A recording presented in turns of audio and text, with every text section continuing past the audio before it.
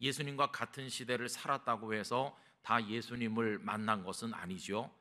예수님께서 탄생하신 것을 전혀 몰랐던 사람들이 태반이고, 또 예수님을 만나지 못한 사람들이 많이 있고, 만났다 할지라도 스쳐 지나간 사람들이 대부분일 거 아니겠습니까? 그러니까 그들의 인생과 예수님이 아무 의미가 없다고 하는 겁니다. 그냥 그들은 다 자기들의 삶에 도취되어 있는 것이고, 그러는 동안에 예수님은 마국간에 나셨고, 목자들이 왔고 동방의 박사들이 와서 경배함으로써 예수님의 탄생이라는 사건은 그걸로 종결되었다, 이렇게 말할 수 있겠지요. 여러분, 만약에 이렇게 생각하면 진짜 심각해지는 건 우리입니다. 우리는 예수님을 육의 눈으로 뵙지 못했어요. 그렇죠? 예수님께서 이 땅에 오셨다고 하는 게 너무도 오래전에 완결된 사건이어서 우리랑은 무관한 것처럼 보입니다. 길거리에 나가서 어떤 사람에게 여보시오, 예수라는 분이 2000년 전에 베들레헴 마국간에 나셔서 박사들이 와서 경배를 드렸어요 라고 말하면 그 사람이 뭐라고 대답하겠습니까? 그래서요, 그게 나랑 무슨 상관이 있나요? 이럴 거 아니겠어요? 아닌 게 아니라, 여러분, 우리가 지금 지구 반대편에서 누가 태어나는지 알 수도 없을 뿐만 아니라 알 필요도 없고 다 무관심하죠. 마찬가지로 예수님도 그런 무관심의 대상 중에 하나로 오래전에 오셨던 분으로 끝난다면 우리와 아무 상관이 없게 된다는 것입니다. 만난 것도 아니고 무슨 관계를 가진 것도 아니니까 무슨 의미가 우리에게 있겠는가 하는 겁니다. 두 번째로, 예수님의 오심이라고 하는 사건을 이해하는 방법은 미래적 사건으로 이해하는 것입니다. 아까 그 기도 속에서 기다린다 하는 표현을 쓰고 있지 않습니까? 여러분, 미래적 사건으로 이해할 때 예수님은 오실 예수님이 되십니다. 앞으로 오실 예수님, 다른 말로 바꿔서 말하면 재림하실 예수님이라고 할 수 있어요. 초대교회 성도들의 가슴 속에는 오실 예수님에 대한 기다림이 굉장히 간절했습니다. 예수님께서 감람산에서 승천하실 때 사람들이 하늘을 올려다보고 있으니까 천사들이 나타나서 다시 오실 것이라고 말씀하죠. 사도행전 1장 9절에서 11절 보시면, 이 말씀을 마치시고 그들이 보는데 올려져 가시니 구름이 그를 가리어 보이지 않게 하더라. 올라가실 때에 제자들이 자세히 하늘을 쳐다보고 있는데 흰 옷 입은 두 사람이 그들 곁에 서서 이르되, 갈릴리 사람들아, 어찌하여 서서 하늘을 쳐다보느냐? 너희 가운데서 하늘로 올려지신 이 예수는 하늘로 가심을 본 그대로 오시리라 하였느니라. 이렇게 말해 주었죠. 여러분, 바울 사도의 가슴에도 다시 오실 예수님에 대한 기다림이 간절했는데, 고린도전서 16장 22절에 보면, 만일 누구든지 주를 사랑하지 아니하면 저주를 받을지어다 하고는 우리 주여 오시옵소서, 이렇게 바울 사도의 기도가 붙어 있는 것을 확인하게 됩니다. 여러분, 그런가 하면 이 창세기로부터 시작된 모든 성경이 진행되다가 요한계시록 22장에서 대단원의 막을 내리는데, 이 성경이 완결되는 맨 마지막 말씀 또한 다시 오실 예수님에 관한 이야기죠. 요한계시록 22장 20절 21절, 이것들을 증언하신 이가 이르시되 내가 진실로 속히 오리라 하시거늘, 아멘. 주 예수여 오시옵소서. 주 예수의 은혜가 모든 자들에게 있을지어다. 아멘. 아멘. 주 예수여 오시옵소서. 이 마라나타의 대망으로 성경이 완결되는 것을 볼 수 있지 않습니까? 여러분, 방금 전에 우리가 사도신경으로 신앙 고백하는데 그 속에도 거기로부터 살아있는 자와 죽은 자를 심판하러 오십니다라고 우리는 고백하잖아요. 오실 예수님으로 이해하는 방법이 있다 하는 것을 말씀드릴 수가 있겠습니다. 여러분, 요즘에 우리 기독교가 여러 가지로 많이 연약해지고 왜곡된 가운데 있어서 문제가 되는데, 저는 그 중에 하나가 아주 심각한 것은 성도들이 오실 예수님에 대한 기대를 저버리고 사는 거, 이거 정말 심각하다고 생각합니다. 여러분, 성경은 증언하기를 예수님은 다시 오신다고 말씀하셨습니다. 우리 영락교회 성도들이 재림 예수님에 대한 신앙을 붙드시기를 원합니다.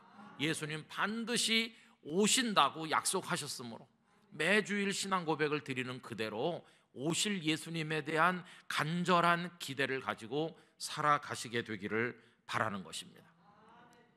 자, 그런데 여러분, 오실 예수님이라고 생각을 해도 문제는 여전히 있습니다. 왜 그러냐 하면 오신 예수님을 우리가 뵙지 못했잖아요.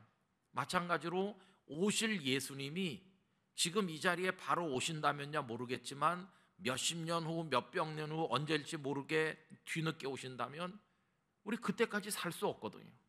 우리 조금 더 살다가 이 세상을 떠날 텐데, 그러면 오실 예수님을 만날 수 없을 거 아니겠습니까? 그러면 예수님이 다시 오신다고 하는 게 오늘 나와 무슨 상관이 있나? 이렇게 되지 않겠어요? 그래서 미래의 사건으로 이해를 해도 오늘 여기 살고 있는 우리들에게는 많은 문제가 발생하게 된다는 것입니다. 여러분, 오신 예수님도 만나지도 못해, 오실 예수님도 만나지 못할 거라면 지금 우리는 어떻게 되는 것인가? 이런 우리들에게 성경은 참으로 감사하고 다행스럽게 예수님의 오심이라는 이 사건을 이해하는 세 번째 방식을 알려주고 있습니다. 그 세 번째 방식은 무엇이냐 하면 예수님께서는 2000여 년 전 마국간에 탄생하심으로 오신 예수님이 되셨을 뿐만 아니라 장차 하나님의 때가 차면 오실 예수님이시기도 할 뿐만 아니라 그 예수님은 지금 이 순간에도 계속해서 사람들의 인생과 영혼 속에 탄생하여 오고 계시다고 말씀한다는 것입니다. 그래서 예수님의 오심이라고 하는 이 사건이 현재 진행형으로 오늘 우리 모두에게 이루어지고 있다고 성경은 가르치고 있는 것입니다. 여러분, 지금도 예수님은 이 땅에 오고 계신 것이죠. 오신 예수님과 오실 예수님 그 사이를 중간시대라고 말합니다. 여러분, 지금까지 2000여 년 동안 사는 사람들, 그리고 오늘 우리 앞으로 태어나 살게 될 많은 사람들이 이 중간시대를 살고 있는데, 중간시대를 사는 사람들은 예수님을 만나는 데서부터 소외되어 있는 것인가? 아니요.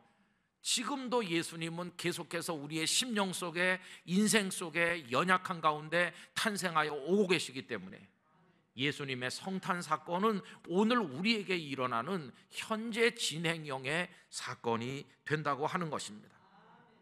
사복음서가 그걸 너무 잘 말씀해 주고 있어요. 여러분, 오늘 본문은 이런 배경이죠. 예수님께서 탄생하셨을 때 헤롯이 예수님을 죽이려고 했기 때문에 애굽으로 피난을 갔어요. 그런데 얼마 후에 헤롯이 죽었기 때문에 다시 이스라엘 땅으로 돌아오시게 되죠. 그게 오늘 본문 19절에서 21절입니다. 헤롯이 죽은 후에 주의 사자가 애굽에서 요셉에게 현몽하여 이르되 일어나 아기와 그의 어머니를 데리고 이스라엘 땅으로 가라. 아기의 목숨을 찾던 자들이 죽었느니라 하시니 요셉이 일어나 아기와 그의 어머니를 데리고 이스라엘 땅으로 들어가니라. 그런데 헤롯의 아들 아켈라오가 유대에 임금되었다는 소식을 듣고 저 갈릴리로 올라가서 나사렛에 정착을 했는데, 본래 나사렛은 요셉과 마리아가 살던 곳이고 예수님은 거기서 성장하셨기 때문에 나사렛 예수라고 불리게 되셨다는 것입니다. 여러분, 이 이야기로 마태복음 2장이 종결되죠. 그리고 이제 한 장을 넘기면 마태복음 3장이 오는데 3장에는 세례 요한이 등장합니다. 예수님보다 6달 먼저 태어나서 예수님의 길잡이의 사명을 가지고 이 땅에 온 세례 요한이 사람들 앞에 자신을 등장시켜서 외치는 거죠. 회개하라, 천국이 가까웠느니라. 3장 1절과 2절이 이렇습니다. 그때의 세례 요한이 이르러 유대 광야에서 전파하여 말하되 회개하라, 천국이 가까이 왔느니라 하였으니. 여러분, 이게 뭘 말해줍니까? 2장 끝에 탄생하신 예수님께서 나사렛에 가서 자리를 잡으셨다는 게 나오고, 한 장 넘기면 3장에는 세례 요한이 등장하잖아요. 우리는 2장 읽고 3장 읽을 때 이렇게 획 넘기지만 앞으로는 그렇게 하시면 안 돼요. 2장에서 3장 넘길 때 천천히 넘기면서 세월이 간다 그러면서 천천히 넘기셔야 돼요. 도대체 2장과 3장 사이에 얼마나 긴 세월이 들어있는지 아십니까? 예수님께서 애굽에 피난 가셔서 몇 년 사셨는지 우린 모릅니다. 그 애굽에 예수님 피난교회 갔을 때 거기 안내하는 분이 말하기를 예수님이 여기서 7년 아니면 8년 살다가 가셨다고 그래요. 그 사람도 그때 본 건 아닐 것이고 전에 내려오는 얘기를 들었을 텐데, 그분의 안내를 우리가 인정한다면 예수님이 다시 이스라엘 땅으로 들어올 때는 7, 8살 되신 것이고, 예수님께서 메시아 사역을 시작하신 게 30살쯤 되시니까 3장이 시작되려고 할 때는 예수님이 30살쯤 되신 거거든요. 그러니까 이 2장과 3장에는 최소 23년, 22년 그런 정도의 세월이 들어있는 거예요. 앞으로는 2장까지 읽으시고 숨 몇 번 쉬신 다음에 세월이 가고 난 다음에 이게 3장으로 넘어가야 실감이 나는 거죠. 그래서 여러분, 설교하는 목사님들이 성탄절이 다가오면 설교 본문을 정해야 되는데 탄생 사건과 관련된 본문을 주로 정하니까 주로 많이 정하는 게 마태복음 1장, 2장 아니면 예수님의 탄생 사건이 기록된 건 누가복음이기도 하니까 누가복음에도 1장과 2장 이렇게 합니다. 누가복음도 3장에 가면 이 마태복음의 구조와 같아요. 세월이 쑥 지나거든요. 그래서 성탄절 설교를 하면서 이 마태복음이나 누가복음 3장 이후의 본문으로 설교하는 목사님은 거의 없어요. 다 1장, 2장, 마태복음도 누가복음도 그렇게 본문을 정하는 거죠. 왜 그렇게 정하실까요? 3장부터 나오는 예수님은 벌써 30살이나 되셔서 이젠 메시아 사역을 하시는 예수님이니까 그건 성탄 사건이 아니라고 생각하는 거예요. 성탄 사건은 1장, 2장에서 끝나는 거라고 생각하니까 3장 이후에서는 본문을 정하지 않는 거죠. 그런데 여러분, 3장 이후는 성탄 사건이 아닐까요? 저는 그렇게 생각하지 않습니다. 아까 서두에서 성탄이 무엇인가, 예수님께서 우리에게 오심, 이게 성탄이라고 그랬죠. 그러면 3장 이후에는 예수님께서 사람들의 인생에 오시는 일이 없는가요? 아니요. 그 얘기로 꽉 차 있는 것이죠. 3장 이후의 모든 말씀이 다 예수님의 오심을 우리들에게 보여주고 있다는 겁니다. 여러분, 아까 12회를 혈루증으로 앓다가 예수님께 나음받은 그 여인이 예수님이 탄생하실 때는 한 10살쯤 된 소녀였을지도 모르겠다, 상상으로 말씀드렸죠. 여러분, 상상이니까 어디 가서 우리 목사님이 그러는데 그 여자가 그때 10살이었대요 이렇게 하지 마시기 바랍니다. 근데 그럼 그 30년 세월 지났잖아요. 그때 10살 된 소녀였다면 30년 동안 무슨 일이 있었을까요? 이 여인은 잘 자라서 어떤 남자와 결혼해서 자녀들 낳고 행복하게 잘 살고 있었는데 어느 날 혈루증을 앓게 된 거죠. 예수님께서 메시아 사역을 시작하시기 이전 벌써 12년 전 예수님이 한 18살 됐을 때 이 여자는 벌써 병에 걸린 거죠. 그러다가 의원을 많이 찾아다녔지만 병만 깊어지고 있던 재산도 다 날리고 인생이 다 망가졌는데 희망 없던 그녀가 어느 날 가버나움 길거리에서 사람들에게 에워싸여 가시는 예수님을 보는 순간 저분에게 손을 내밀어야 되겠다. 그래서 다가가서 내 손끝을 저분의 옷자락에 닿기만 해도 내가 은혜를 입을 것 같아. 그런 믿음이 생겨났고 해치고 나가서 예수님의 옷자락에 손을 대는 순간 주님의 능력이 역사해서 12해의 고통에서 벗어나지 않았습니까? 여러분, 그러면서 예수님께서 그녀에게 한마디 하셨죠. 딸아, 안심하라, 네 믿음이 너를 구원하였다. 여러분, 그 순간이 이 여인의 인생에 예수님이 쑥 들어오시는 순간이었어요. 그 이전에는 예수님을 알지도 못했어요. 예수님과 무관하게 살았어요. 성탄절이 있었는지 없었는지도 몰라요. 마구간에 예수님 나신 거 이 여인은 몰랐어요.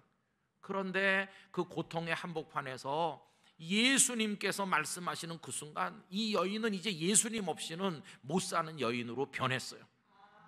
다른 사람들보다 30년 늦은 성탄절을 이 여성이 경험했다는 것을 알 수 있습니다. 그 여인에게 예수님이 오셨으니 30년 늦은 성탄 사건이 일어난 거죠. 여러분, 그 여인이 그렇게 예수님을 만나던 그 같은 날 거기 또 예수님의 성탄을 경험한 사람이 서 있죠. 아까 말씀드린 회당장 야이로죠. 이 야이로는 어여쁜 처녀와 결혼을 해서 아들, 딸 낳고 잘 살았고 어느새 가버나움의 회당장이 되어서 존경받는 지도자가 되어 있었습니다. 그런데 12살 된 그의 딸이 죽은 거예요. 참 묘하죠. 앞에 그 여인이 12해를 혈루증으로 앓았다고 그랬는데 그 여인이 혈루증 병에 걸리던 그해, 고통이 시작되던 그해 야이로의 집에서는 아기가 태어났다고 기뻐했을 텐데 12해가 지나고 나니까 그 여인도, 이 야이로도 예수님이 없이는 못 사는 사람이 돼 있는 거예요. 그래서 이 회당장은 예수님께 와서 매달리잖아요. 그런데 회당장의 집에 가신 예수님께서 죽은 아이의 손을 잡아 일으켜 세우시면서 생명으로 다시 나아가게 하시는 그 순간 야이로의 가족들, 그 살아난 아이의 인생에 예수님이 생명으로 탄생하여 오신 것이에요. 야이로의 가족들도 예수님을 만나게 된 것이죠. 그들의 성탄이 그렇게 이루어졌어요. 여러분, 그뿐이 아니죠. 아까 무슨 수를 써서라도 돈을 많이 벌겠다고 말했을 거라고 했던 그 삭개오는 어떻게 하면 돈을 많이 벌 수 있을까 찾아다니다가 붙든 것이 세리가 되는 줄이었죠. 비록 세상에서 욕을 먹고 비난받겠지만 그래도 많은 돈을 가지면 사람들이 결국은 내 앞에 머리 숙이지 않겠나, 이런 기대를 했을지 모르겠는데 나름대로 성실하게 노력해서 큰 도시 여리고의 세리장으로 출세했죠. 많은 돈을 모은 부자가 됐죠. 그러나 기대와는 달리 그의 인생은 완전히 무너졌고 고독하고 버려진 인생처럼 불쌍하게 됐는데 어느 날 길거리에 나갔다가 왁자지껄한 사람들을 보게 되었고 그 이유가 예수라는 분이 오셨기 때문이라는 걸 알게 되었는데 그래서 안타까운 갈망으로 키 작은 자신을 탓하면서 나무 위로 올라갔죠. 한 번이라도 보고 싶다. 그게 그의 간절한 기도였죠. 예수님은 외면하지 않으시고 그가 올라가 있는 나무까지 그 밑에 오셔서 올려다보시면서 삭개오야, 그의 천대받던 이름을 정감 어린 목소리로 부르시는 그 순간 그의 인생에 예수님이 오신 겁니다. 내려오너라, 오늘 내가 너의 집에 유하여야 하겠다. 삭개오가 기뻐하면서 집에 예수님 영접했고 예수님께서 그의 집에 앉으시는 순간 생명의 구주, 구원의 구주가 그의 집에 오신 것이죠. 그의 가정에 이루어진 성탄절이죠. 그래서 여러분, 마구간에 탄생하시던 그날 밤에, 예수님이 탄생하던 그날 밤에 예수님을 못 만났다고 하더라도 몇십 년 지난 다음이라도 어떤 공간, 어떤 자리, 어떤 상황에서든지 예수님을 만난 모든 사람에게는 예수님께서 탄생하여 오신 것이고 모든 사람에게 성탄 사건이 축복으로 임하였다고 하는 것입니다. 그것을 이 사복음서가 계속해서 보여주고 있질 않습니까? 심지어는 십자가에 매달려 숨 끊어지기 직전에 있던 이 행악자는 숨지기 직전에 성탄 사건을 경험해서 예수님께서 왕으로 그에게 임하셨습니다. 예수여, 당신의 나라에 임하실 때 나를 기억해 주십시오. 네가 오늘 나와 함께 낙원에 있으리라. 성탄 사건은 숨 끊어지기 직전에도 일어난다는 것을 보여주고 있는 것이죠. 그래서 여러분, 예수님의 성탄, 우리에게 오심은 예전에 2000년 전에 있었던 사건으로 끝나는 것도 아니고 언젠가 다시 오실 그런 미래의 일로 기다리기만 하는 대상도 아니고 오늘 우리에게 계속해서 이루어지고 있다는 사실을 우리는 잊어서는 안 될 것입니다.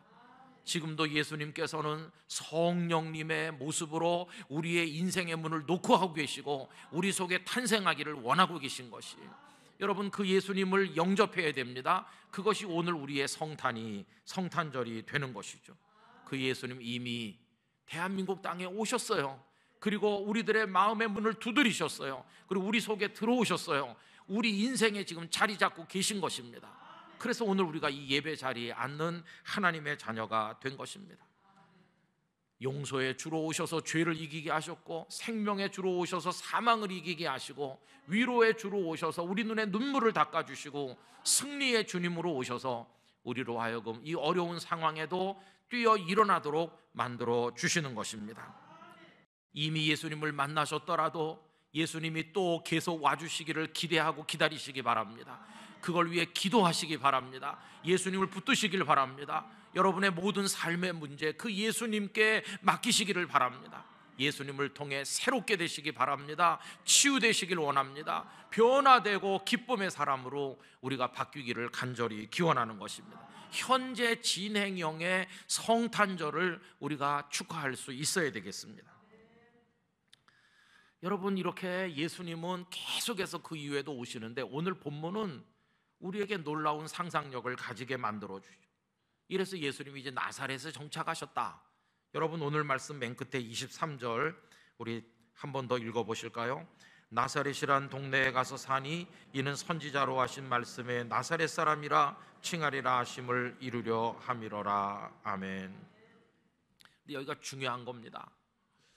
여러분, 여기로부터 이제 적어도 20-30년 세월이 흐르는 거잖아요.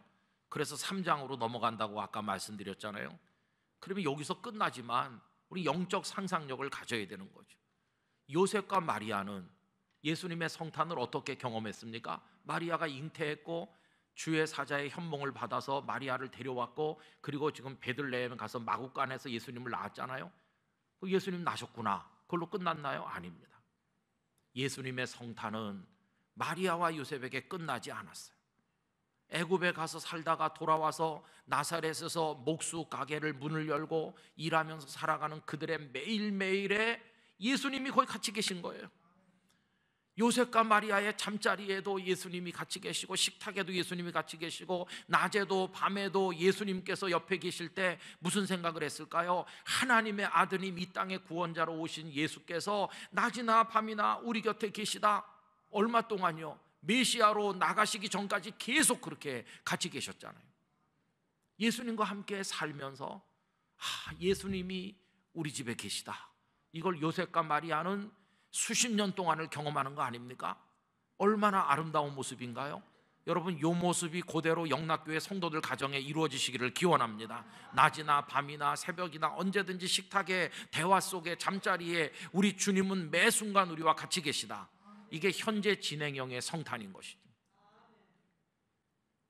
그렇게 3장이 될 때까지 2장에서 3장 사이의 시간 동안 마리아와 요셉의 성탄의 기쁨은 계속되는 것이에요. 뿐만 아니라 그들은 자신들도 모르는 사이에 다른 사람의 인생에 성탄 사건이 이루어지는 일을 돕고 있고 뒷바라지하고 준비하고 있었던 것을 오늘 본문에서 상상해 볼 수 있습니다. 마리아가 예수님을 위해 식탁을 하루 세끼 계속 차릴 때 그걸 잡수신 예수님의 몸이 성장하고 메시아의 사명의 때가 다가오잖아요. 나뭇가루가 날리는 목숫간에서 요셉이 열심히 땀 흘리면서 일을 해서 가족들을 부양할 때 그걸 통해서 예수님은 준비되고 계시잖아요. 여러분, 나중에 예수님께서 아까 말씀드린 대로 혈루증 여인에게, 그리고 또 그 야이로의 가족에게, 세리 그 삭개오에게, 그리고 나중에 행악자의 인생에까지 숨지기 직전에 예수님이 들어가셨는데, 이 요셉과 마리아는 본인들은 인식하지 못했지만 예수님을 위해 식탁을 차리고 예수님을 위해 수고하고 뒷바라지하는, 그게 결국은 그들 속에 예수님이 임하여 가시도록 하는데 준비가 된 것이고 섬김이 된 게 아니겠어요? 성탄을 준비하는 사람으로 봉사했던 것을 우리가 알게 되는 거죠. 여러분, 지금도 다른 사람의 인생에 예수님이 탄생하시도록 돕는 일을 하는 아름다운 사람들이 많이 있습니다. 어떤 이가 예수님을 꼭 믿어야 될 텐데 생각하면서 20년, 30년 가슴에 품고 기도하는 분들이 있지 않습니까? 그 기도가 이루어져서 그가 예수님을 영접하는 그날 그 사람의 인생에 성탄이 일어나는 건데, 그걸 그 기도하는 사람이 준비하고 있지 않습니까? 복음을 들고 선교사로 가시는 분들, 환영받지도 못하면서 예수님께서 당신을 위해 나셨다고 전도해 주는 사람들, 그리고 하나님의 교회가 건강해야 이 성탄의 사건이 대한민국 구석구석에, 세계 곳곳에 계속 퍼져나갈 걸 생각하면서 이 교회를 건강한 성경적 교회로 지키려고 각 부서에서 불철주야 수고하는 많은 주님의 종들이 우리 영락교회뿐만 아니라 많은 교회에 있지 않습니까? 여러분, 이분들이 다 성탄을 준비하는 사람들이라고 말할 수가 있는 것입니다. 그래서 여러분, 예수님은 오신 예수님이신 동시에, 오실 예수님이신 동시에 지금도 매 순간 고통받는 이들의 가슴 속에 오고 계신 예수님이시니 그 예수님을 우리가 만나게 되기를 원하는 것입니다. 오셔서 여러분들의 삶 속에 낮이나 밤이나 언제나 함께 해주시는 은혜가 있기를 기원합니다. 그리고 그 예수님이 다른 사람의 생애 속에도 탄생하시도록 하는 일을 돕기 위해서 준비하고 뒷바라지하고 헌신하고 복음을 전도하고 기도하는 성도가 되어야만 할 것입니다. 이것이 바로 현재 진행형의 성탄절 맞이가 될 것입니다. 이런 신령한 은혜가 우리 모든 성도들에게 충만하시기를 원합니다.